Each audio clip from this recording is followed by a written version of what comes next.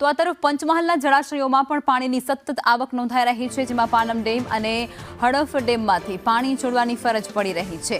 પાનમ ડેમમાંથી 1.65 લાખ ક્યુસેક પાણી છોડાયું છે, તો હડફ ડેમમાંથી 26,880 ક્યુસેક પાણી છોડવાની ફરજ પડી છે. અને પાણી છોડાતાની સાથે જ તમામ નીચાણવાળા વિસ્તારો છે તેને સાવચેત રહેવા માટેની તંત્ર દ્વારા ખાસ સૂચના આપી દેવાઈ છે.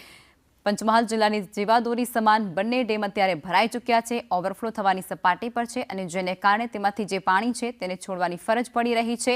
મોરવા હડફના હડફ ડેમ અને પાનમ ડેમમાંથી પાણીની માત્રામાં પાણી છોડાઈ રહ્યું છે અને જેમાં પાનમ ડેમમાંથી 1 લાખ અને ઉપર ક્યુસેકનું પાણી છોડવામાં આવી રહ્યું છે. આ સાથે જ અનેક ડેમ જે ઓવરફ્લો થઈ રહ્યા છે તેની જળ સપાટીને મેન્ટેન રાખવા માટે પાણી સતત નદીઓમાં છોડવામાં આવી રહ્યું છે અને તેને કારણે નદીઓ પણ ક્યાંક બે કાંઠે વહેતી થઈ છે અને તેને કારણે નીચાણવાળા જે વિસ્તારો છે, જે ગામડાઓ છે, તે તમામ વિસ્તારોને એલર્ટ કરી દેવામાં આવ્યા છે અને ઉપરાંત જે રહેણાંક વિસ્તારો પાસે આ નદીઓ આવેલી છે ત્યાં લોકોને નદીના પટમાં અવરજવર અથવા તો ન જવાની ખાસ પ્રકારે સૂચના આપી દેવાઈ છે.